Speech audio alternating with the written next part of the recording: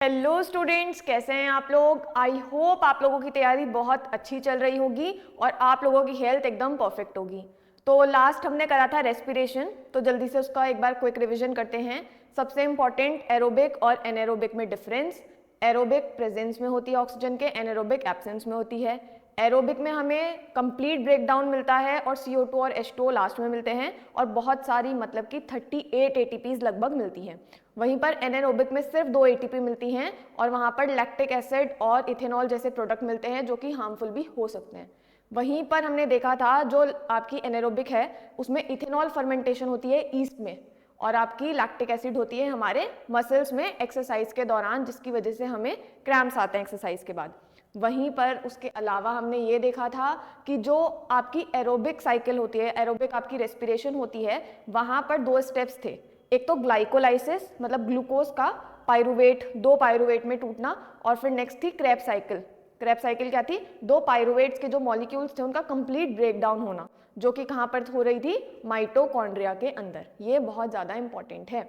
Okay, now उसके बाद हमने देखा था ब्रीदिंग जो होती है किस तरह से होती है। तो सबसे पहले रेस्पिरेटरी सिस्टम कहाँ से स्टार्ट होता है? नॉस्ट्रल्स, नेजल पैसेज, फिर आपका फेरिंग्स, फिर ट्रेकिया, फिर ब्रोंकाई, ब्रोंकियोल्स, एल्वियोलाई जहाँ पर मेन एक्सचेंज होता है, और लंग्स लास्ट में डायफ्राम।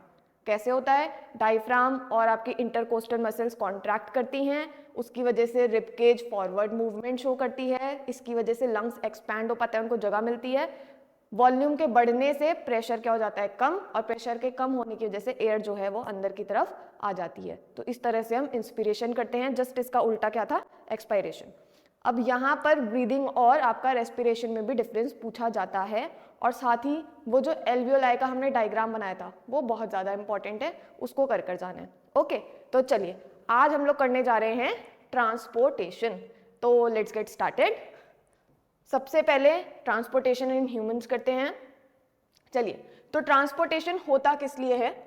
सबसे पहली चीज न्यूट्रिएंट्स को ट्रांसपोर्ट करने के लिए, राइट। जो अभी अभी हमने खाया था, न्यूट्रिशन हमने जितना भी पढ़ा है, तो वहां पर वो जो चीजें विलाई के थ्रू एब्जॉर्ब हुई थी ब्लड में, वो अब हमें ट्रांसपोर्ट करनी है हर एक सेल पे। फिर गैसेस जो अभी हमने रेस्पिरेशन में पढ़ा, तो उन गैसेस को भी ट्रांसपोर्ट करना है।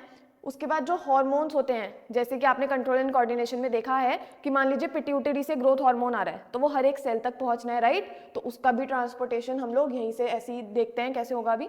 उसके बाद जो वेस्ट प्रोडक्ट्स होते हैं, लास्ट में जब हम एक्सक्रीशन देखेंगे वहां पर जो एक एक सेल का वेस्ट प्रोडक्ट होता है जिसमें कि एक CO2 भी है, तो वो कैसे ट्रांसपोर्ट होगा, कैसे बाहर निकलेगा, वो भी देखना है हमें।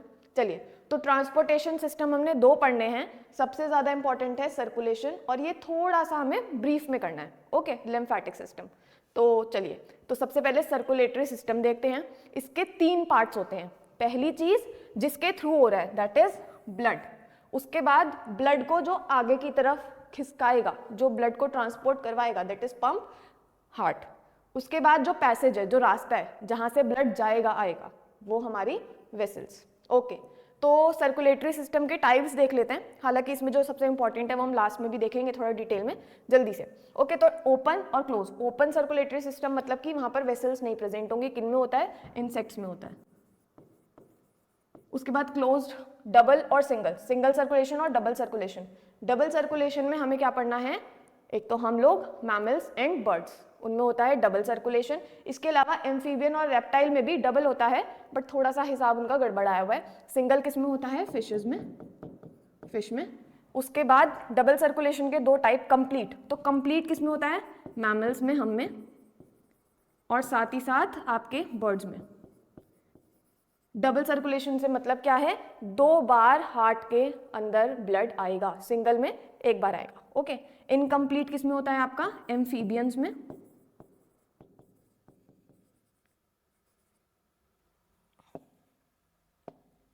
एम्फीबियंस में एंड आपके रेप्टाइल्स में।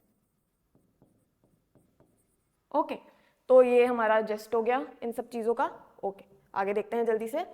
अब जो हमने कंपोनेंट्स पढ़े हैं ये 3, हमें इनके एक एक करके इनके बारे में पढ़ना, और ये बहुत डिटेल में पढ़ना है हमें, और यहीं से क्वेश्चन जो है वो बनते हैं। चलिए, तो कंपोनेंट्स ब्लड के सबसे पहले हम पढ़ रहे हैं। तो ब्लड के कंपोनेंट्स क्या है? सबसे पहली चीज प्लाज्मा, ब्लड क्या है? एक कनेक्टिव टिश्यू है, राइट? तो कनेक्टिव टिश्यू का जो मैट्रिक्स है, जो फ्लूइड है, वो क्या है हमारा? प्लाज्मा। उसके बाद ब्लड कॉर्पस्कल्स, कॉर्पस्कल्स मतलब उसके जो सेल्स हैं, 3 तरह के सेल्स, एरिथ्रोसाइट, ल्यूकोसाइट, प्लेटलेट्स। अगर आपको ये साइंटिफिक वाले नेम जो लंबे चौड़े नाम है नहीं याद हो रहे हैं, कोई नहीं, आप याद रख सकते हैं आरबीसी, डब्ल्यूबीसी और platelets, red blood cells, white blood cells and platelets. Okay, तो पूरे ब्लड का ये सारा का सारा फंक्शन है, ये बहुत ज़्यादा इंपॉर्टेंट है। ओके, ये वाला टॉपिक आपके लिए इंपॉर्टेंट है, फंक्शन ऑफ ब्लड। चलिए, तो इससे पहले इस डायग्राम पे नज़र डालिए एक बारी। ये है आपका जो, देखो हम लोग क्या करते हैं, हम लोग ब्लड लेते हैं टेस्ट ट्यूब में और उसको सेंट्रीफ्यूज, बहुत ज़्यादा रोटेशन करवाते हैं, बहुत तेज तेज से। ओके, तो उसकी वजह से क्या होता है, जो अलग अलग पार्टिकल्स होते हैं अपनी डेंसिटी के अनुसार, अपने वेट के अनुसार अलग अलग हो जाते हैं। तो सबसे ऊपर क्या आ जाता है हमारा? प्लाज्मा। सबसे हल्का है, सबसे ऊपर आ जाएगा, लिक्विड लिक्विड पोर्शन है, ठीक है, 55% ये हमारी ब्लड का होता है। उसके बाद बीच में आते हैं हमारे WBCs और प्लेटलेट्स, ठीक है, बीच में स्ट्रिप आती है पतली सी, बहुत कम परसेंटेज होती है इसकी, <1, और नीचे बैठ जाते हैं हमारे एरिथ्रोसाइट्स, RBC, जो कि बहुत भारी होते हैं इसके अकॉर्डिंग डायग्राम के। ओके, चलिए, तो यहाँ फंक्शन देखते हैं आप, कैरीज ऑक्सीजन एंड CO2। तो एक तो हमने शुरू में ही देख लिया ना, ट्रांसपोर्टेशन कराएगा तो रखेगा यही। उसके बाद carry nutrients, carries hormones, waste products. इसके अलावा हमें 2 याद करने हैं, that is protects body from diseases and infection, मतलब कि ये इम्यूनिटी भी प्रोवाइड करता है। कैसे करता है अभी देखेंगे। उसके बाद रेगुलेट बॉडी टेम्परेचर, ये वाला यही समझ लो, कैसे बॉडी टेम्परेचर रेगुलेट कर रहा है। अगर हमारा ब्लड फ्लो बहुत तेज हो जाता है तो टेम्परेचर बढ़ जाएगा, और वहीं पर अगर ब्लड फ्लो धीरे चल रहा है तो टेम्परेचर आपका कांस्टेंट नॉर्मल चल रहा होता है। जब ज़्यादा प्रेशर में ज़्यादा तेज़ी से ब्लड फ्लो करता है तो टेम्परेचर इंक्रीज हो जाता है, इसी तरह से रेगुलेट करता है, सिंपल। ओके, तो एक एक करके इनका फंक्शन देखते हैं। सबसे पहले प्लाज्मा, प्लाज्मा क्या फंक्शन करता है आपका? प्लाज्मा है यहाँ, प्लाज्मा क्या फंक्शन करता है आपका? एक तो न्यूट्रिएंट यही ट्रांसपोर्ट करवाता है, न्यूट्रिएंट्स, और आपका CO2, ये दोनों चीज़ें आपका प्लाज्मा ट्रांसपोर्ट कराता है। CO2 भी डिसॉल्व होकर रहती है प्लाज्मा में, और न्यूट्रिएंट्स और हॉर्मोन्स, न्यूट्रिएंट्स के अलावा यहाँ पर हॉर्मोन्स एंड वेस्ट, ये सारी चीजें भी आपकी प्लाज्मा में डिसॉल्व होकर रहती हैं। ओके, चलिए, तो ये है हमारी RBC, बाइकॉनकेव शेप की होती है आपका, इस तरह से होगी कि मुक्का मार दिया दोनों तरफ से उसको, और ये ऑक्सीजन को ट्रांसपोर्ट कराती है मेजरली, ठीक है। तो यहाँ पर क्या बैठा रहता है? ऑक्सीजन। पर ऑक्सीजन के साथ साथ, एक तो ऑक्सीजन है, ऑक्सीजन के साथ साथ यहाँ कहीं कहीं पर CO2 भी हो सकता है, मतलब थोड़े अमाउंट में ये CO2 को भी बाइंड करके रखता है और CO2 को भी ट्रांसपोर्ट कराता है। ओके, तो मेजरली किस में रहती है CO2 हमारी? प्लाज्मा में डिसॉल्व हुई हुई, पर थोड़ी बहुत RBC के साथ भी बाइंड रहती है। ओके, उसके प्रोटीन पार्ट के साथ। चलिए, इसके बाद ये हैं हमारे प्लेटलेट्स जो विदाउट एनी शेप हैं। ये जो प्लेटलेट्स हैं इनका एक लौता काम है हमारा क्लॉटिंग, और ये वाला भी पूछा जाता है। ओके, तो क्लॉटिंग कौन करवाता है? प्लेटलेट्स। तो अगर कहीं पर कट लग जाता है, किसी ब्लड वेसल में लीक आ जाता है, तो क्या होता है, जो आपके प्लेटलेट्स हैं वो क्लॉटिंग कराते हैं। और यहीं पर मैं एक चीज़ मेंशन करना चाहूँगी, एक प्रोटीन होता है फिब्रिन। क्या होता है? एक प्रोटीन होता है ब्लड में जिसका नाम है फिब्रिन। ये फिब्रिन इनएक्टिव फॉर्म में रहता है, और जैसे ही हमें चोट लगती है या हमारा ब्लड जो है वो लीक करता है ब्लड वेसल से, उसी टाइम पर ये जो प्लेटलेट्स होती हैं ये इसको एक्टिवेट कर देती हैं, और ये फिब्रिन अच्छी तरह से ब्लड की क्लॉटिंग करवाता है। ओके, और जो इसकी इनएक्टिव फॉर्म होती है उसका नाम क्या है? उसका नाम है फिब्रिनोजन। फिब्रिनोजन। ओके, ये इसका इनएक्टिव फॉर्म है, ये एक्टिव फॉर्म है। चलिए आगे बढ़ते हैं। ये हैं हमारे WBCs। WBCs का काम क्या है? इम्यूनिटी देना, इन्फेक्शन से बचाना। तो जो हमने वो पॉइंट पढ़ा था वो इनका काम है, एक लौता, ठीक है। बाकी सारे इतनी मदद नहीं करते हैं। जितना भी बैक्टीरिया, फंगस, इन सब से बचाने का काम कौन करता है? WBC। ऑलराइट, चलिए आगे देखते हैं अब। तो अब आया हमारा हार्ट। ब्लड में इतना ही पढ़ना था, इतना बहुत सफिशिएंट है, इनफ है आपके लिए। देखते हैं अब इसके बारे में। चलिए, तो हार्ट जो है वो हमारा एक मस्कुलर ऑर्गन है, मसल से बना हुआ है, कार्डियक मसल्स बोलते हैं। ये आपका शेप होता है क्लेंच्ड फिश, जो आपकी मुट्ठी होती है उस तरह की शेप होती है। 250 grams in female, 300 in males. उसके बाद location, location is important. Lungs के बीच में एक जगह रहती है that is called cardiac notch, ठीक है। छोटा सा एक डिप्रेशन रहता है लंग में, उसको बोलते हैं कार्डियक नॉच। कौन से लंग में? लेफ्ट लंग में। तो वहां पर हल्का सा टिल्ट होके रहता है हार्ट, हार्ट होता बीच में पर उस कार्डियक नॉच में टिल्ट होके रहता है। ओके, चलिए, तो tilt toward left side of body, इसलिए हम कहते हैं कि हमारे लेफ्ट साइड में होता है हार्ट, ठीक है। तो लेफ्ट साइड में नहीं होता है बट टिल्टेड होता है उस तरफ। चलिए, हैज डबल लेयर, ये इंपॉर्टेंट है, very important. Double layer, layer को क्या, डबल मेम्ब्रेन को क्या बोलते हैं हम लोग? पेरिकार्डियम। पेरिकार्डियम डबल लेयर है, मतलब एक लाइन ये एक लाइन ये, इसके बीच में फ्लूइड रहता है, उसको बोलते हैं पेरिकार्डियल फ्लूइड। ये इन्फेक्शन से बचाता है, शॉक एब्जॉर्बर की तरह काम करता है, ठीक है। इसका बहुत ज़्यादा काम है, बेसिकली प्रोटेक्शन के लिए होता है ये। ओके, नेक्स्ट, जो हार्ट होता है उसके पास 4 चैम्बर्स होते हैं, 2 एट्रिया या ऑरिकल्स होंगे, एट्रियम, ठीक है। उसके बाद 2 वेंट्रिकल्स होंगे। हमारे ह्यूमन हार्ट की बात हो रही है यहाँ पे। अब यहाँ पर इसकी थोड़ी सी डिटेल भी हमें पढ़नी है। ओके, तो डिटेल से बच्चे डरते बहुत हैं, डरना नहीं है, बहुत सिंपल से बताऊंगी। और वही चीज़ देख, अगर कुछ नहीं याद हो रहा है तो उतना तो याद कर लेना जहाँ पर हम स्टार मार्क करेंगे। ओके, चलिए, तो inter atrial septum. Inter atrial septum का क्या मतलब है? जो तुम्हारे 2 एट्रिया के बीच में, अभी हम डायग्राम देखेंगे उसमें भी दिखा दूंगी, तो 2 एट्रियाज ऊपर की तरफ जो चैम्बर होते हैं उनके बीच की जो वॉल होती है that is called inter atrial septum. Ventricle के बीच में जो होगी वो inter ventricular septum, prevent intermixing of blood, mixing नहीं होने देती है। अब मिक्सिंग का नुकसान क्या है, फायदा क्या है, आगे देखते हैं। और उसके अलावा एट्रियो वेंट्रिकुलर सेप्टम, मतलब कि जो एट्रियम को और वेंट्रिकुलर को, मतलब वेंट्रिकल को, दोनों ऊपर नीचे वाले चैम्बर्स को अलग करेंगे, वो कौन सी वो हमारी सेप्टम होती है? Atrio ventricular septum, which has tricuspid and bicuspid valve. इनके पास, इस वाली सेप्टम के पास 2 वॉल्व होते हैं, बहुत इंपॉर्टेंट हैं। इधर राइट साइड में होता है ट्राइकस्पिड और इधर की साइड लेफ्ट साइड में होता है हमारा बाइकस्पिड। बाइकस्पिड का एक और नाम है माइट्रल वॉल्व। चलिए आगे देखते हैं यहाँ पर स्ट्रक्चर को अब।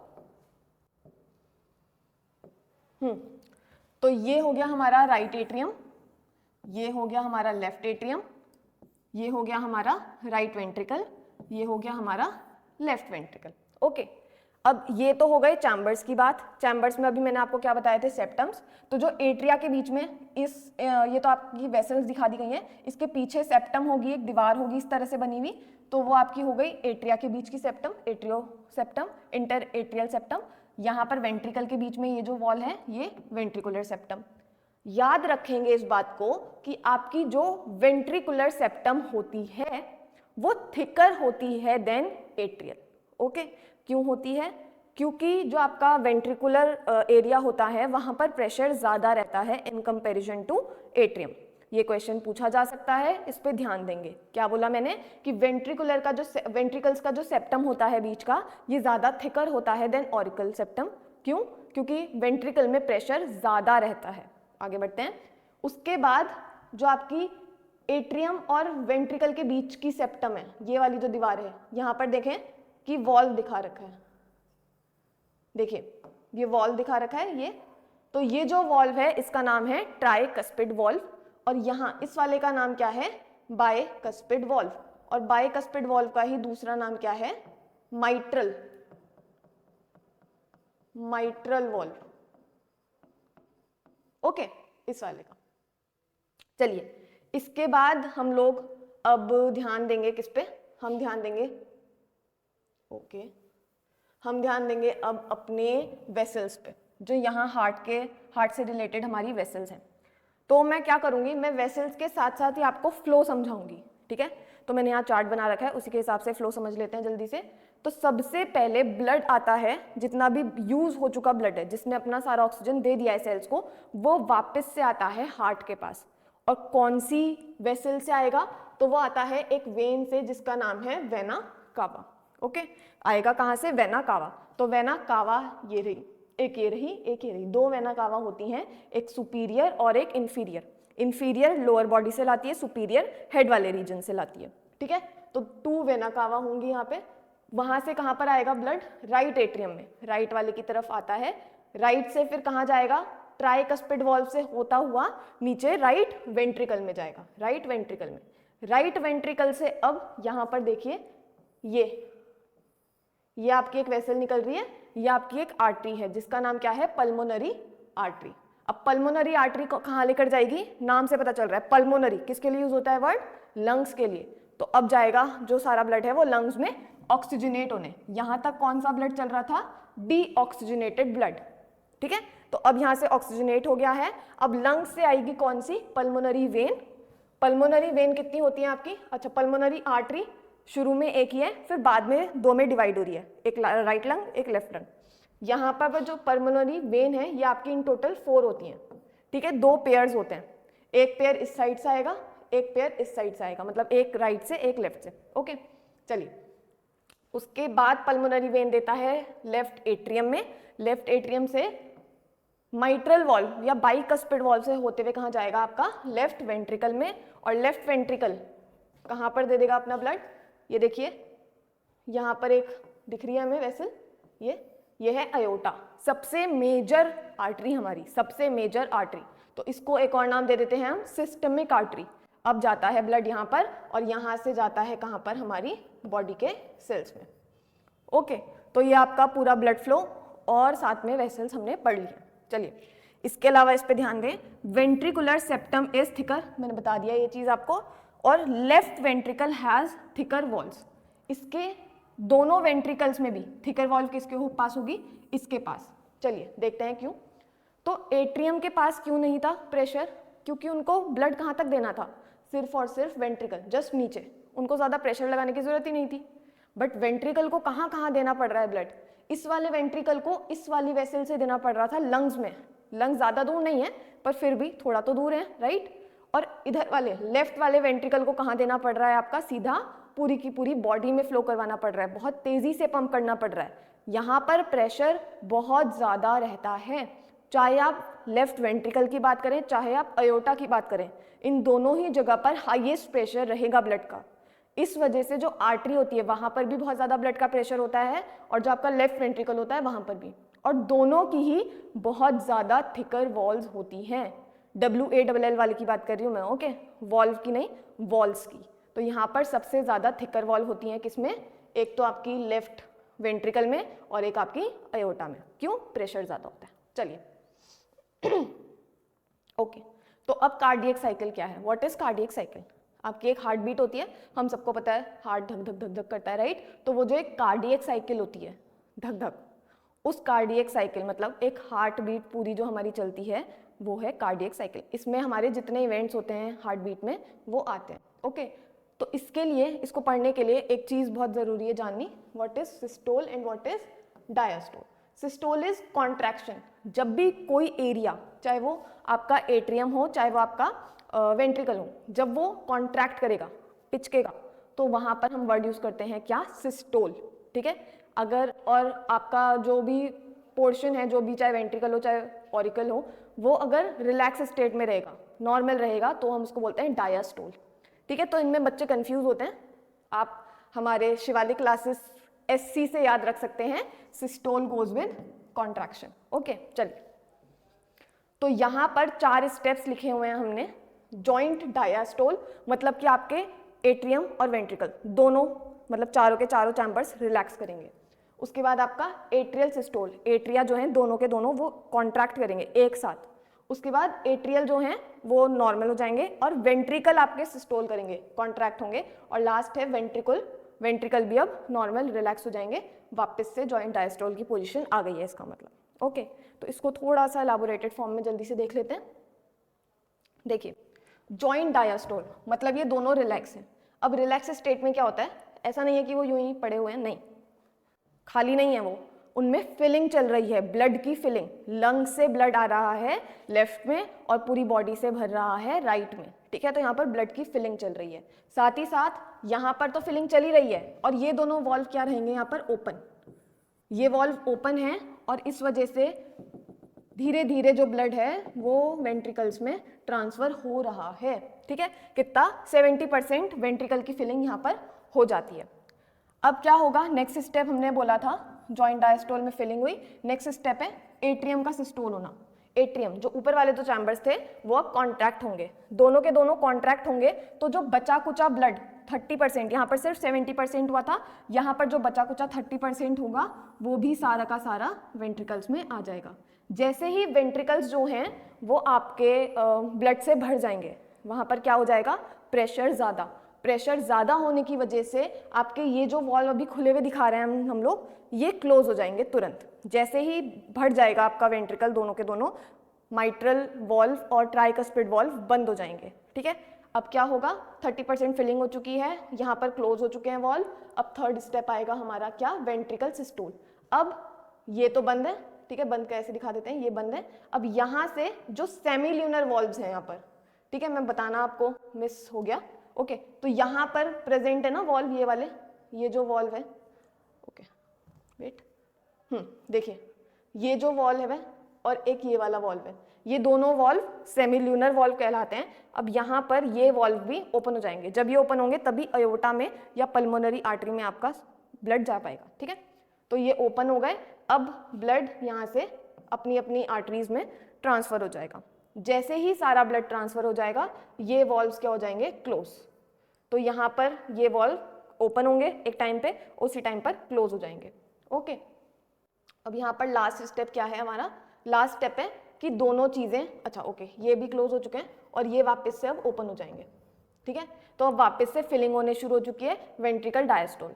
कहने का मतलब ये है, ये भी आप फर्स्ट स्टेप ही कह सकते हैं, ये रिवाइंड हो चुका है, ठीक है। ये साइकिल इस तरह से चलती रहती है, यहाँ पर मैंने 4 स्टेप्स में दिखा दिया है, बेसिकली 3 ही होते हैं। ये वापस से जॉइंट डायस्टोल में जा चुका है क्योंकि इस समय पे दोनों ही रिलैक्स हैं, ठीक है, ओके। तो आई होप ये साइकिल का रिवीजन हो गया होगा, आपने थोड़ी सी पहले से भी पढ़ रखी होगी। मैंने पूरी कोशिश की है कि मैं आपको डिटेल में समझा सकूं, ओके। अब ये बात करी है हार्ट साउंड की, जो आपकी धक धक होती है वो धक धक नहीं है, वो क्या है आपकी लब एंड डब। तो जब आपके एवी वॉल्व्स मतलब ट्राइकस्पिड और बाइकस्पिड वॉल्व क्लोज हो रहे थे, तब कौन सी साउंड आती है, लब, पहली साउंड जो होती है। और जब आपके सेमील्यूनर वॉल्व क्लोज होते हैं तो आपकी आती है डब। बेसिकली जब वॉल्व क्लोज होते हैं उसकी वजह से आवाज आती है, सिर्फ आपको इतना याद रखना है, ठीक है। तो जो आपकी हार्ट की साउंड है वो क्यों आती है, जब आपके वॉल्व्स बंद होते हैं। चलिए आगे बढ़ते हैं। Double circulation, what is double circulation. अभी हमने बात करी थी, जब हमारा जो ब्लड है वो 2 बार हमारी बॉडी में आता है, मतलब सॉरी हार्ट में आता है, तो हम उसको क्या बोलते हैं, डबल सर्कुलेशन। अब डबल सर्कुलेशन में एक बार साइकिल देख लेते हैं, पहले यहाँ पर देखते हैं फिर यहाँ पर देखेंगे, ओके। तो हमने अभी अभी बात करी थी, मैं शॉर्ट में लिखूंगी एकदम, ओके। तो हमने बोला था बॉडी सेल्स से सारा ब्लड कहाँ पर आता है, राइट एट्रियम में। कौन कहाँ किसके थ्रू आता है, वेना केवा के थ्रू, ठीक है। वेना केवा के थ्रू आया, ओके, वेना केवा के थ्रू यहाँ पर ब्लड आया। अब यहाँ से कहाँ जाएगा, वेंट्रिकल में, ठीक है। वेंट्रिकल से कहाँ जाता है अब, पल्मोनरी आर्टरी के थ्रू लंग्स में। यहाँ पर एक बात ध्यान रखेंगे, पल्मोनरी आर्टरी एक लौती ऐसी आर्टरी है जिसके पास क्या होता है, डीऑक्सीजनेटेड ब्लड। ये एक लौती ऐसी आर्टरी है जिसके पास क्या होता है, डीऑक्सीजनेटेड ब्लड, ओके। लंग्स में ऑक्सीजनेट होगा। अब ऑक्सीजनेटेड ब्लड आता है पल्मोनरी वेन से, कहाँ पर, लेफ्ट एट्रियम में, नीचे जाएगा, नीचे यहाँ पर अब आएगा लेफ्ट वेंट्रिकल में, लेफ्ट वेंट्रिकल से पूरी की पूरी बॉडी सेल्स में जाएगा थ्रू अयोटा। अब यहाँ पर देखें, जो मैंने ब्लू से सॉरी आपका ऑरेंज से डिनोट किया हुआ है, ये वाला पूरा क्या है, पल्मोनरी सर्कुलेशन। पल्मोनरी मतलब कि जो लंग्स वाला एरिया पूरा कवर हो रहा है, यह है हमारा पल्मोनरी सर्कुलेशन। उसके बाद जो बॉडी सेल्स से आता जाता हुआ ब्लड है, वो पूरा सर्कुलेशन क्या है हमारा, सिस्टमिक सर्कुलेशन, ओके। एक बार डायग्राम में देख लेते हैं। तो यहाँ से स्टार्ट करते हैं, सारा का सारा आपका बॉडी से ब्लड आया, ठीक है, वेन के थ्रू, वेना कावा के थ्रू, एट्रियम में, राइट एट्रियम में, वेंट्रिकल में गया, वेंट्रिकल से आपका पल्मोनरी आर्टरी में गया, लंग्स में गया, लंग्स में ऑक्सीजनेट हुआ, एट्रियम में आया, राइट लेफ्ट में, लेफ्ट से फिर वेंट्रिकल में गया, वेंट्रिकल से अयोटा में गया, फिर अयोटा से फिर से बॉडी में आ गया, ओके। तो यहाँ पर एक हमने चीज़ देखी, हमने शुरू में भी बात करी थी कि जो आपका सेप्टम है, यहाँ पर जो ये दीवार रहती है, ये दीवार क्या कर रही है, मिक्स नहीं होने दे रही है ब्लड को, राइट।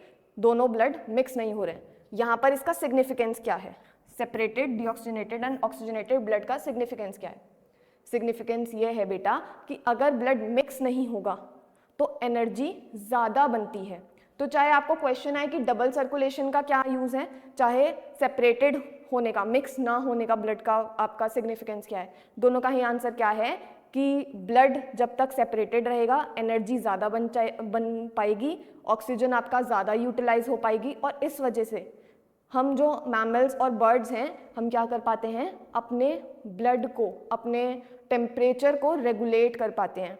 हम मौसम के हिसाब से अपना टेम्परेचर नहीं चेंज करते, हमारा टेम्परेचर कांस्टेंट रहता है, जिसके लिए बहुत ज़्यादा एनर्जी चाहिए होती है इस चीज़ को करने के लिए। और वही एनर्जी कैसे मिल पाती है हमें, क्योंकि हमारा जो ब्लड है वो मिक्स नहीं होता है, सेपरेट रहता है। ओके, चलिए अब यहाँ पर हम देखते हैं ब्लड प्रेशर। तो ब्लड प्रेशर क्या है? प्रेशर एक्सर्टेड बाय ब्लड के थ्रू जो प्रेशर लगता है ऑन ब्लड वेसल्स। अब यहाँ पर प्रेशर जो लगता है वो दोनों में लगता है, ठीक है, आर्टरी में भी लगेगा, वेन में भी लगेगा, पर जो मैक्सिमम होता है, मैक्सिमम वो आर्टरी में होता है। हमने बात करी थी प्रेशर ज़्यादा क्योंकि वहीं पर रहता है, हार्ट डायरेक्टली वहीं पर पंप कर रहा है।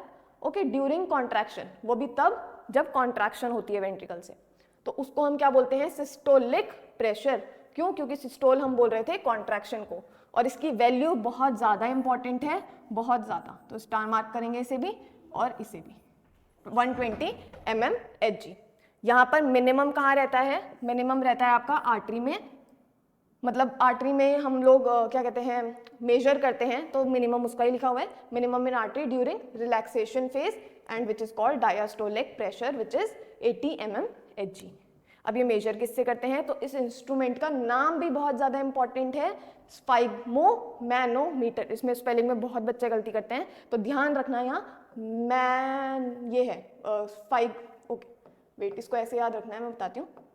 इसको इतना याद रखेंगे, स्फाइग्मो, ठीक है, स्फाइग्मो, फिर मैनो, फिर मीटर, ठीक है, स्फाइग्मोमैनोमीटर। ओके, एक चीज और, इसमें कंफ्यूज नहीं होना है। एक तो ये है, ये ब्लड प्रेशर नापने के काम आता है। एक और हम लोग पढ़ते हैं स्टेथोस्कोप, ठीक है, क्या पढ़ते हैं हम? स्टेथोस्कोप। ये किस काम आता है? आपके हार्ट बीट चेक करने के। इनमें कंफ्यूज नहीं होना है, ठीक है, दोनों को याद कर जाएंगे। चलिए आगे देखते हैं। तो हम लोगों ने कर लिया है हार्ट और ब्लड, अब हमें करनी है ब्लड वेसल्स। अब ब्लड वेसल्स होती हैं 3 तरह की, आर्टरीज, वेन्स एंड कैपिलरीज। तो इनके बारे में बात करते हैं। आर्टरीज वो होती हैं जो carries blood away from the heart से दूर ले जाती हैं ब्लड को, और ये उल्टा काम करेंगी, carries blood towards the heart. वहीं पर ये ऑक्सीजनेटेड ब्लड कैरी करती हैं और ये डीऑक्सीजनेटेड। बट इनका एक एक्सेप्शन है, हमने पढ़ रखा है कि पल्मोनरी आर्टरी जो होती है वो डीऑक्सीजनेटेड ब्लड कैरी करती है और कहाँ ले जाती है? लंग्स में। वहीं पर जो पल्मोनरी वेन होती है वो लंग्स से लाती है ऑक्सीजनेटेड ब्लड हार्ट में, ठीक है। तो यहाँ पर ये एक्सेप्शंस याद रखेंगे। उसके बाद यहाँ से आपके बनते हैं क्या? गिव रीजंस के क्वेश्चन। तो थिक वॉल्स होती हैं आर्टरीज की, इनकी थिन होती है। क्यों? क्योंकि इनके पास प्रेशर ज्यादा होता है, आर्टरीज के पास प्रेशर ज्यादा होता है, ठीक है। उसके बाद रप्चर होने के चांसेस कम हो जाएंगे, थिक वॉल होगी तो इसलिए। अब यहाँ पर वॉल्स नहीं होते हैं, यहाँ पर होते हैं। सेम रीजन, क्योंकि आर्टरीज में प्रेशर ज्यादा है, बैक फ्लो होने का मतलब नहीं बनता है, पर यहाँ पर बैक फ्लो आपका हो सकता है। चलिए, आर्टरीज के पास नैरो ल्यूमेन होती है, इनके पास लार्ज ल्यूमेन होती है। ल्यूमेन का मतलब ब्लड वेसल्स के जो अंदर की हॉलो जगह है वो। इन पे हाई प्रेशर ऑफ ब्लड रहता है, यहाँ पर लो प्रेशर ऑफ ब्लड रहता है। क्यों? क्योंकि हार्ट डायरेक्टली पंप किस में करता है? आर्टरी में। लास्ट यहाँ पर पल्स या फिर जर्क फ्लो, मतलब रुक रुक के आता है ब्लड, और यहाँ पर स्मूथ फ्लो रहता है। ओके, चलिए अब यहाँ से जो क्वेश्चन पूछा जाता है वो डायरेक्ट ये पूछा जाता है कि स्मॉलेस्ट वेसल कौन सी है और उसका काम क्या है। तो कैपिलरीज स्मॉलेस्ट इन डायमीटर होती हैं and they exchange nutrients and gases in alveoli in all cells of body. यहाँ पर हर एक सेल के पास जो कैपिलरी होती है उनका क्या काम होता है? जो न्यूट्रिशन है वो ब्लड से सेल्स तक पहुंचाना। ओके, चलिए आगे देखते हैं। अब यहाँ पर है हमारी क्लास हार्ट और उनका सर्कुलेशन। बहुत इंपॉर्टेंट चार्ट है, इसमें से क्वेश्चन बन सकता है, स्पेशली एमसीक्यूज, याद रखेंगे। सबसे पहले बात करते हैं फिशेस की। फिशेस के पास होता है 2 चैम्बर्ड हार्ट और इसको बोलते हैं हम वीनस हार्ट। क्यों? क्योंकि आप यहाँ देख सकते हैं फिशेस के पास जो सर्कुलेशन चलती है उनके हार्ट में क्या कौन सा ब्लड आता है?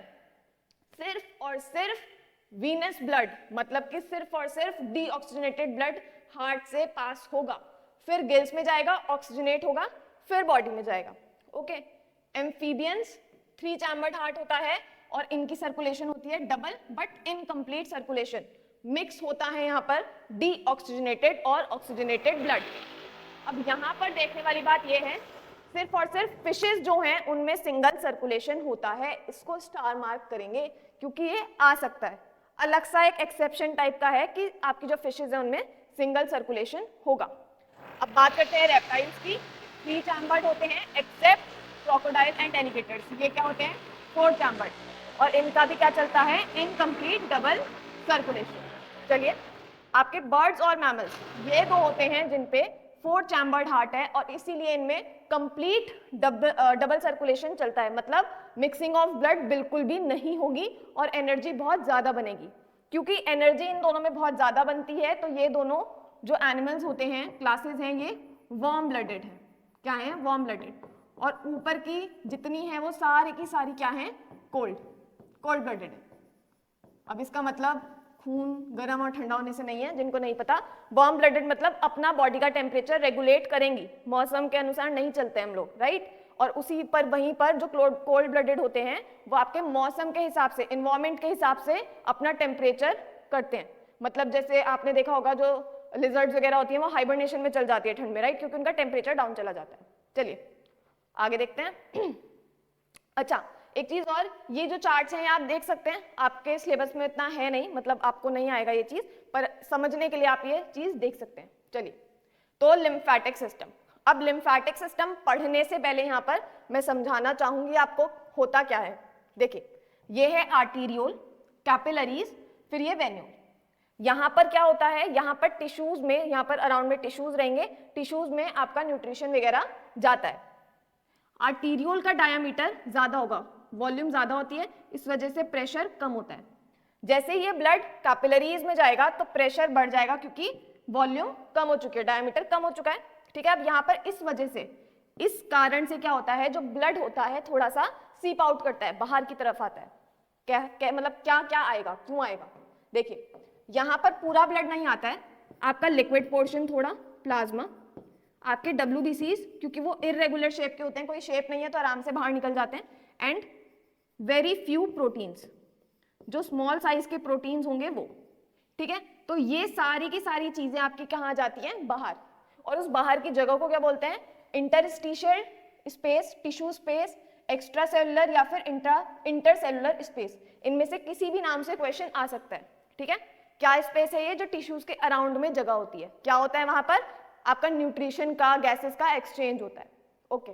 अब यहाँ पर ये जो चीजें बनी है, इनका हम लोग नाम सेम रख देंगे जो इनका है, इसको हम बोल सकते हैं tissue fluid, interstitial fluid, extra cellular fluid, क्योंकि जहां पर है उसी के हिसाब से हम नाम रख देंगे।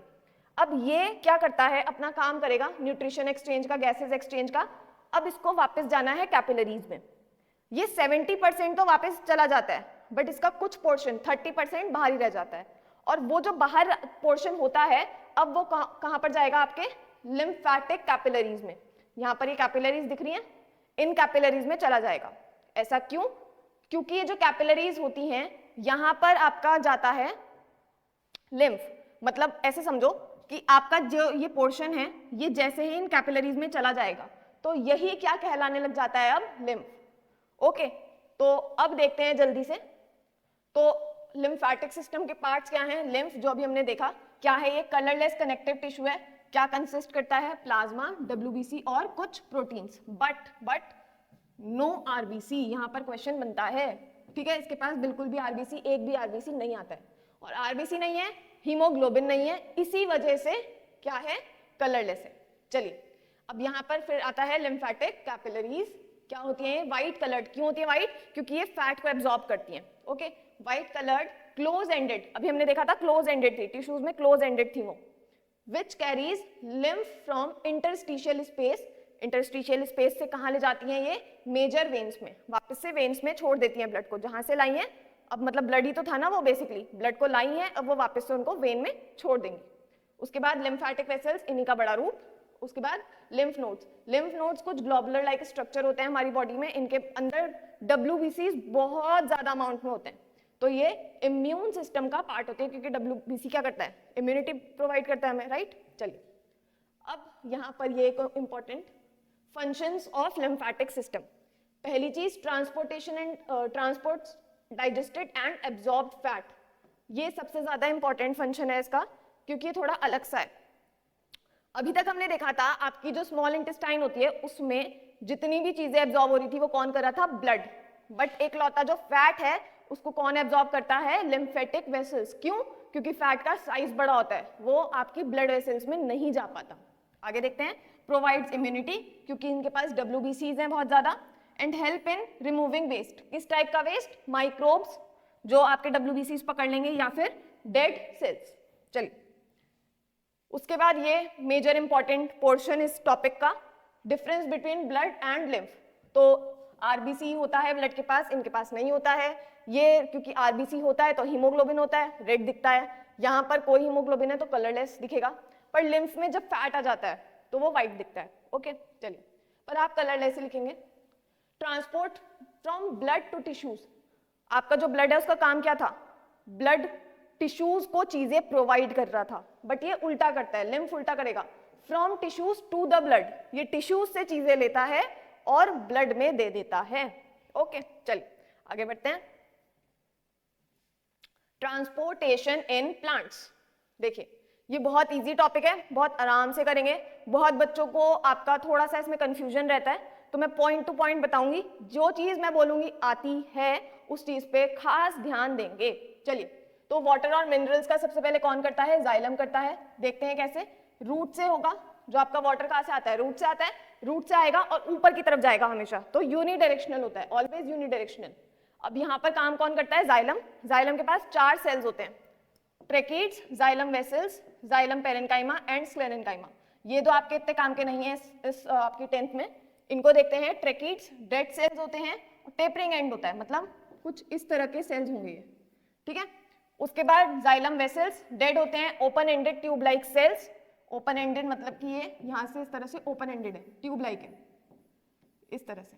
ओके चलिए, पेरेन्काइमा आपका भोजन देने में काम आता है इनको, स्क्लेरेन्काइमा आपका सपोर्टिंग या फिर स्ट्रेंथ देने में आता है।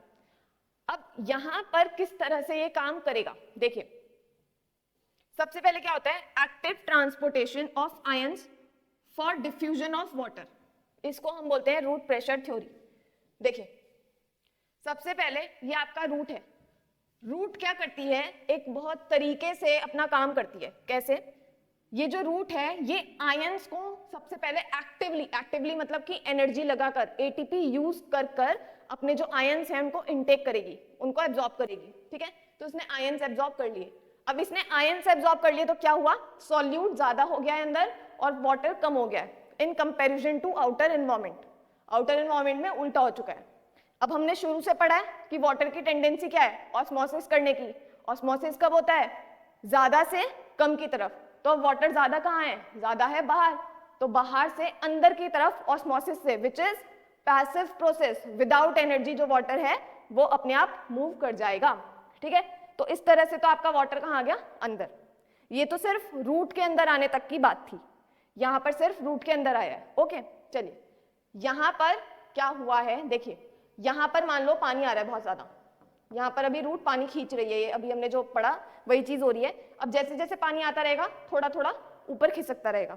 नीचे की चीज जैसे होता है ना, बच्चे अगर आते जाएंगे, मान लो 3 बच्चे बेंच पे बैठे हुए हैं, चौथा आएगा तो उधर वाले को खिसकना पड़ेगा, सेम चीज, ठीक है। यहाँ पर पानी आता जाएगा, ऊपर खिसकता जाएगा।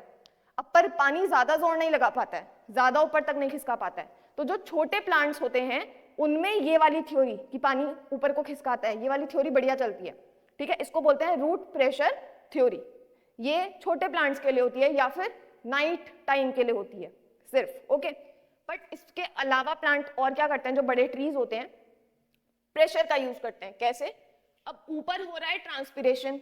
ट्रांसपिरेशन क्या है, वाटर का लॉस। वाटर का लॉस होगा तो क्या होगा बेटा, प्रेशर कम हो जाएगा। पानी ज्यादा मतलब पानी जहां ज्यादा होगा वहां ज्यादा प्रेशर होगा, जहां कम होगा वहां कम। तो यहाँ पर पानी उड़ता जा रहा है, प्रेशर कम होता जा रहा है। यहाँ पर पानी आता जा रहा है, प्रेशर ज्यादा होता जा रहा है। तो हर चीज की वापस से वही पानी की वैसी टेंडेंसी है कि अपने ज्यादा प्रेशर से कम की तरफ जाना। तो पानी ज्यादा प्रेशर से कम की तरफ ऊपर मूव करेगा, ओके। तो चलो ये तो हो गई पानी की बात। तो ये स्लाइड में यही चीज लिखी हुई है। सबसे पहले एक्टिवली ट्रांसपोर्ट होगा आयंस का, उसकी वजह से डिफ्यूजन होगा वाटर का, या फिर ऑस्मोसिस भी लिख सकते हैं। एंड रूट प्रेशर थ्योरी होगी कि धक्का मारेगा पानी, ठीक है। उसके बाद transpiration creates a suction, transpiration की वजह से, प्रेशर की वजह से सक्शन क्रिएट होगा, which pulls water from the xylem cells, xylem cells नीचे की तरफ से, रूट से जाइलम सेल्स के ऊपर की तरफ खींचा जाएगा, और इस चीज को हम क्या नाम दे देते हैं, ट्रांसपिरेशन पुल थ्योरी। ओके, तो ये तो हो गई पानी की बात। अब बात करते हैं भोजन की, खाने की। चलिए, तो transportation of food through phloem is called what, translocation. अब यहाँ पर क्या होता है, फूड कहाँ बनता है, लीव्स में, तो लीव्स से तो हर जगह पर जाना है ना, फूड हर तरफ जाना है, एक पत्ते से नीचे भी जाना है, हो सकता है बगल वाली ब्रांच में भी जरूरत हो तो वहां पर भी जा सकता है। तो ये जो होता है बाई डायरेक्शनल होता है, या फिर मल्टी डायरेक्शनल प्रोसेस होता है। अब यहाँ पर खास बात जो है, जो आपको ध्यान रखनी है, वो है यूज एटीपी।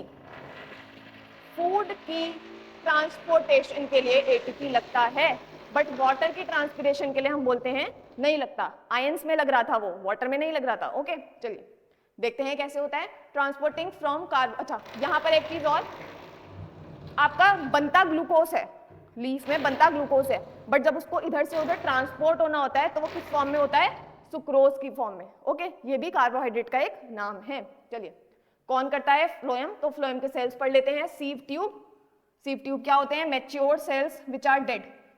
ये मैच्योर होने पे डेड होते हैं, मतलब पहले नहीं होते हैं, जब ये मैच्योर हो जाएंगे तब ये डेड होते हैं। And has close ends and ends had sieves, मतलब ये कुछ इस तरह के दिखते हैं और इनके क्लोज एंड्स हैं, ठीक है, मतलब यहाँ पे क्लोज होगा और यहाँ पर बीच बीच में सीव्स, मतलब कि पोर्स प्रेजेंट होंगे। ओके, इस तरह के होते हैं और ट्यूब लाइक स्ट्रक्चर बनाते हैं, एक के ऊपर एक इस तरह से प्रेजेंट होंगे, इस तरह से एक के ऊपर एक प्रेजेंट होते हैं। ओके, नेक्स्ट आते हैं कंपेनियन सेल्स। अब ये तो बेचारे डेड हैं तो इनकी हेल्प करने के लिए ये होते हैं, और फिर पेरेन्काइमा खाना देने के बनाने के काम आएगा, और स्क्लेरेन्काइमा सपोर्ट और स्ट्रेंथ के काम आएगा, ठीक है। अब इनमें क्या होता है देखते हैं। ओके, यहीं पर देख लो, देखिए यहाँ पर क्या बन रहा है आपका, यहाँ पर बन रहा है खाना। खाना क्या है, ग्लूकोज। अब ग्लूकोज एक तरह से हम सॉल्यूट का काम करता है ना हमारे लिए, ठीक है, सॉल्वेंट हो गया वाटर, सॉल्यूट क्या हो गया, ग्लूकोज। एक तरह से यहाँ पर कुछ सॉल्यूट बढ़ रहा है, ठीक है, क्या हो रहा है, सॉल्यूट बढ़ रहा है।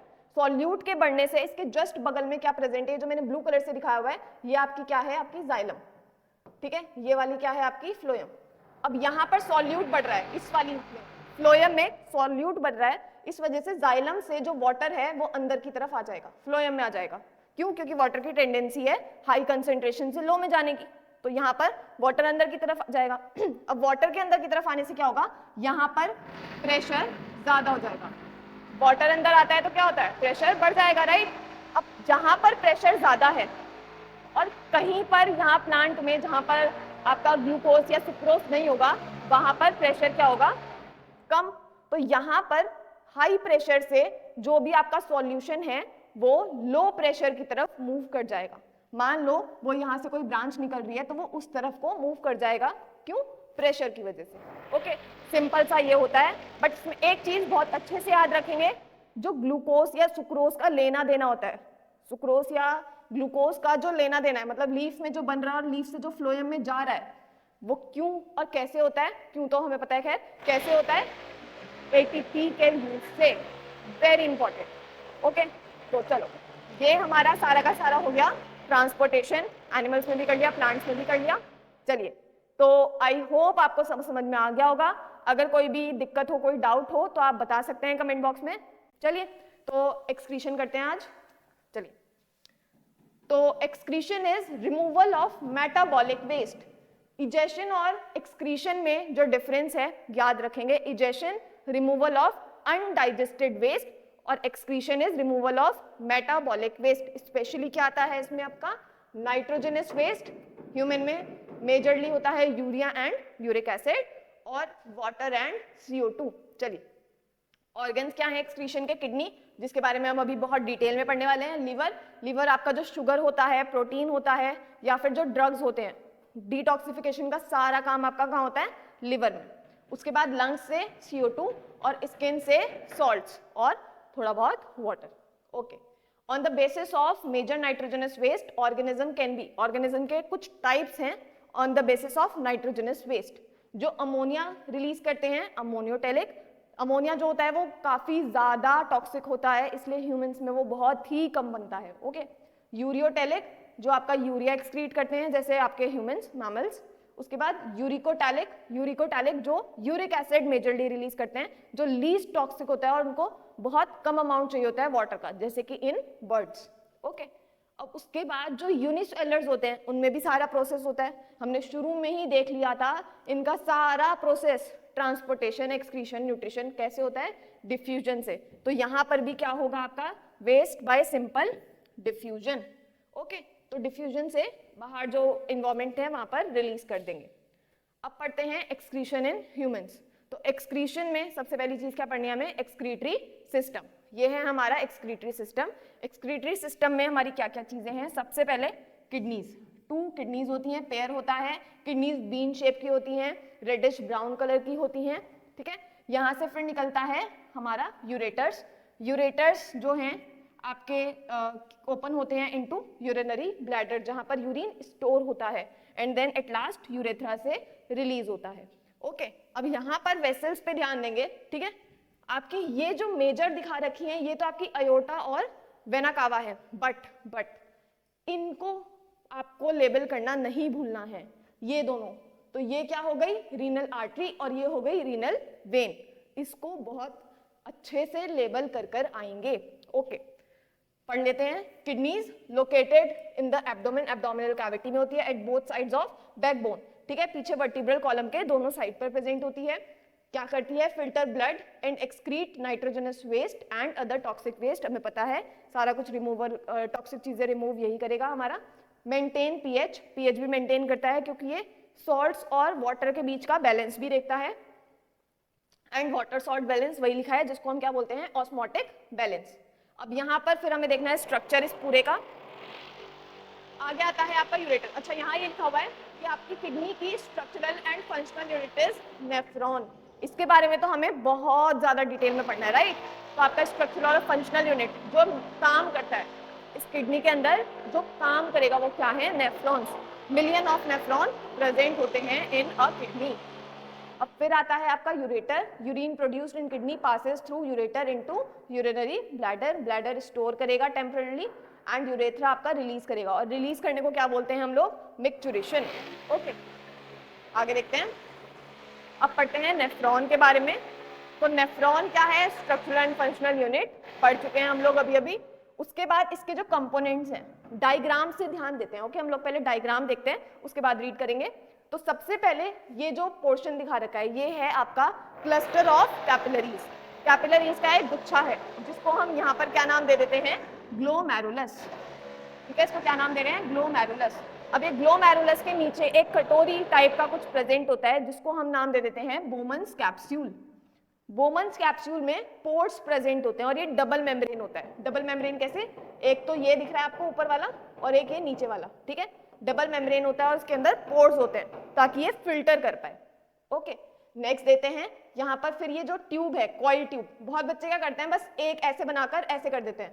बेटा इसका नाम ही प्रॉक्सिमल कॉन्वोल्यूटेड ट्यूब्यूल है, मतलब कि कॉइल्ड, कॉन्वोल्यूटेड मतलब कॉइल्ड, तो कॉइल दिखाना जरूरी है। ओके, तो इसको शॉर्ट में क्या बोलते हैं हम लोग, पीसीटी। ओके, उसके बाद आती है ये बड़ी सी लूप, इसको हम बोलते हैं लूप ऑफ हेनरी। ये 2 तरह की होती है, डिसेंडिंग और असेंडिंग। डिसेंडिंग और असेंडिंग मतलब यहाँ पर जो नीचे ले जा रही है, राइट, ये ऐसे आएगा फिल्टर और नीचे जाएगा, तो ये हो गई हमारी डिसेंडिंग। उसके बाद ये वाला लूप ऊपर ले जाएगा तो ये हो गया असेंडिंग लूप। ओके, इसके बाद आता है लास्ट का हमारा कॉन्वोल्यूटेड, डिस्टल कॉन्वोल्यूटेड ट्यूब्यूल, जिसको हम बोलते हैं डीसीटी। और ये आपका कहाँ पर आता है, मतलब आपका जितना भी यूरिन बना है उसको रिलीज कर देता है कलेक्टिंग डक्ट। चलिए, अब यहाँ पर क्या है, बोमन्स पहले ग्लोमेरुलस क्या है, cluster of very thin wall capillaries. Capillaries की तो हमने क्या पढ़ा है, थिन वॉल ही होती हैं, ठीक है। तो यहाँ पर thin wall of capillaries present होगी जिसको हम क्या बोलते हैं, ग्लोमेरुलस। उसके बाद बोमन्स कैप्सूल होता है, it is cup shaped end of tube. Cup shape and है ना ये ट्यूब का, ठीक है। तो cup shaped end of tube that collects the filtered urine, जिसको हम क्या बोल सकते हैं, फिल्ट्रेट। और पूरे में मतलब पूरा नाम क्या होता है इसका, ग्लोमेरुलर फिल्ट्रेट, ठीक है। इन दोनों को, ग्लोमेरुलस को और बोमन्स कैप्सूल को एक साथ बोला जाता है मेलफिजियन ट्यूब्यूल या फिर मेलफिजियन कैप्सूल। ओके, अब देखते हैं ये जो पूरा नीचे का पोर्शन है ट्यूब वाला, इसको हम एक साथ बोलते हैं नेफ्रिक ट्यूब्यूल। नेफ्रिक ट्यूब्यूल, इसके अंदर तीन चीजें आ रही हैं, हमने जैसे अभी देखा पीसीटी। क्या है PCT? Main site of selective reabsorption, इसको हम दोबारा भी देखेंगे। ओके, उसके बाद नेक्स्ट है आपका loop of Henle, U shape tube जो है आपकी, permeable to water and salt, ये भी अभी देखेंगे हम लोग। डिस्टल कॉन्वोल्यूटेड ट्यूब्यूल डीसीटी, जो कि लास्ट पोर्शन है आपका of tube which opens into collecting duct. अब इसका प्रोसेस देखते हैं कि यहाँ पर, ठीक है, ये फंक्शनल यूनिट है, स्ट्रक्चरल यूनिट है, काम कैसे हो रहा है, यहाँ पर जो यूरिन है वो फॉर्म कैसे हो रही है। देखिए, तो पहला स्टेप यूरिन फॉर्मेशन का अल्ट्रा फिल्ट्रेशन। अल्ट्रा फिल्ट्रेशन मतलब यहाँ पे ब्लड आ रहा है, ठीक है। अब इस ब्लड में जितनी भी छोटी चीजें होंगी जो हमें फिल्टर करनी है, मतलब स्मॉल मॉलिक्यूलर साइज की जितनी चीजें हैं जो हमें फिल्टर करनी है, वो सारी की सारी यहाँ से फिल्टर हो जाएंगी। मैंने बताया था इसमें पोर्स होते हैं, तो पोर्स के थ्रू सारा का सारा नीचे आ जाएगा। अब वेस्ट तो आता ही आता है, पर उसके साथ कुछ और चीजें भी आ जाती हैं, जैसे आपका ग्लूकोज, अमाइनो एसिड्स, ये सारी चीजें, ठीक है। तो ये क्या हो गया आपका अल्ट्रा फिल्ट्रेशन, जितनी चीजें हैं वो फिल्ट्रेट हो रही हैं। और ये जो फिल्ट्रेशन का रेट है कितनी तेजी से होता है देखते हैं। Glomerular filtration rate is 180 litre per day. इतना सारा फिल्ट्रेट एक दिन के अंदर अंदर बन जाता है। चलिए, उसके बाद क्या होता है? उसके बाद होता है रीअब्जॉर्प्शन। अब मैंने आपको बताया ना, यहाँ पर ग्लूकोज भी आ जा रहा है, अमाइनो एसिड भी हो जा रहे हैं, उनको वापस से रीअब्जॉर्ब किया जाता है। क्यों? क्योंकि वो हमारे लिए यूजफुल है, हम वेस्ट नहीं करना चाहते हैं। ओके, तो next step is selective reabsorption. कुछ चीजों का वापस से रीअब्जॉर्प्शन हो जाता है, जैसे glucose, amino acid, salts etcetera. कुछ हार्मोन्स या विटामिन बाहर आ जाते हैं, उनको भी रीअब्जॉर्ब कर लिया जाता है। ड्यू टू विच, अब क्योंकि इस 180 लीटर में से ज्यादातर चीजें वाटर इंक्लूड, ठीक है, ज्यादातर चीजें क्या हो जाती हैं? रीअब्जॉर्ब। इस वजह से जो यूरिन फॉर्म होता है is only 1.5 litre maximum per day, ठीक है।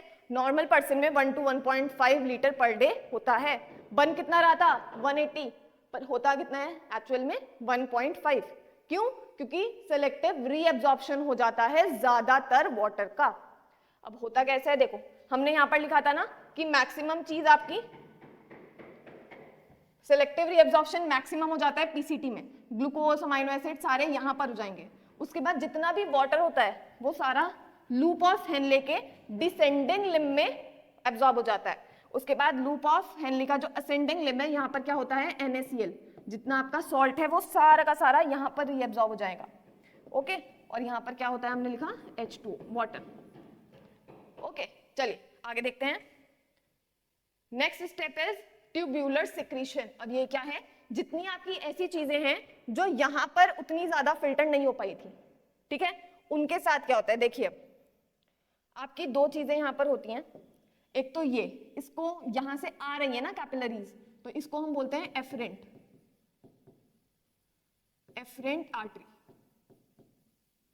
और यहां से जा रही है, जब कोई चीज जाती है तो हम इसको बोलते हैं इफरेंट आर्टरी। ई से एग्जिट होता है तो उससे याद रखेंगे इफरेंट आर्टरी। ओके, तो ये जो इफरेंट आर्टरी होती है ये यहीं पर खत्म नहीं होती है, इस डायग्राम में दिखा रखी है हालांकि, बट ये यहीं पर खत्म नहीं होगी। इसके साथ क्या होता है देखिए, ये यहां से आती है और यहां पर इस तरह से चारों तरफ इनके रहती है, ठीक है, यहां पर भी चारों तरफ इस तरह से रहेगी और तब जाके ये वापस वेन बनती है। ओके, तो कहने का मतलब ये है, ये यहाँ पर चारों तरफ इन जो ये ट्यूब्यूल्स हैं इनके चारों तरफ लिपटी हुई रहती हैं। क्यों? क्योंकि इनको करना होता है ट्यूब्यूलर सिक्रीशन। यहाँ पर जो चीज अभी बाहर नहीं निकल पाई थी फिल्ट्रेट से, ठीक है, मतलब फिल्ट्रेट में जो चीज अभी आ नहीं पाई थी, अब ऐसी कुछ चीजें थी जो इस ब्लड में अभी भी रह गई थी, वो क्या होगा? वो एफरेंट आर्टरी जो यहाँ पर चारों तरफ है इससे बाहर निकलेगी डायरेक्टली ट्यूब्स में। ओके, तो ट्यूबुलर सिक्रेशन क्या है कि जो आपकी इफरेंट आर्टरी है वहां पर डायरेक्ट कोई चीज जा रही है अगर, ठीक है, आपकी ट्यूब से डायरेक्ट कोई चीज वहां पर आ रही है तो उसको हम बोलते हैं ट्यूब्यूलर सिक्रीशन। ओके, चलिए, तो secretion of toxic substance and ions into tubules. Tubules में होता है डायरेक्टली, किससे होता है? वाया, लिख लेते हैं यहाँ पर एफरेंट आर्टरी। ओके, उसके बाद कंपोजिशन ऑफ यूरिन क्या होती है? सबसे ज्यादा होता है यूरिया एंड यूरिक एसिड, और बहुत ही कम अमाउंट में क्या प्रेजेंट होता है? अमोनिया। बहुत ज्यादा वाटर होता है, हाईली वाटर काफी ज्यादा प्रेजेंट होता है, मतलब वाटर हम एब्जॉर्ब ज्यादा कर लेते हैं, बट यूरिन फिर भी है तो लिक्विड ही, तो वाटर इसमें होता है काफी। सॉल्ट्स होते हैं, फॉरेन हार्मफुल सब्सटेंस होते हैं, वो भी रिलीज हो चुके हैं होते हैं, जैसे कि ड्रग्स एंड पेस्टिसाइड्स। रेगुलेशन कैसे होती है कि कितना यूरिन बनना है, कितना निकलना है, किस तरह का बनना है, तो देखते हैं। अमाउंट ऑफ एक्सेस वाटर, जितना ज्यादा वाटर प्रेजेंट है उस हिसाब से बॉडी कंट्रोल करेगी कितना ज्यादा वाटर निकलना है, कितना ज्यादा रीएब्जॉर्प्शन करना है या नहीं करना है। Amount of dissolve waste, waste जितना होगा उस हिसाब से। ओके, एंड देन कुछ हार्मोन्स हेल्प करते हैं, जैसे कि एडीएच, जिसको हम कहते हैं वैसोप्रेसिन। एडीएच की फुल फॉर्म है एंटी डायूरेटिक हार्मोन। ओके, तो यहाँ पर ये तीनों चीजें रेगुलेट करती हैं। और होता क्या है रेगुलेशन से? बॉडी में जब लेस वाटर होता है तो हाइपरटोनिक, मतलब ज्यादा सॉल्यूट होगा इसमें, या फिर कंसंट्रेटेड जिसे हम बोलते हैं यूरिन होगी।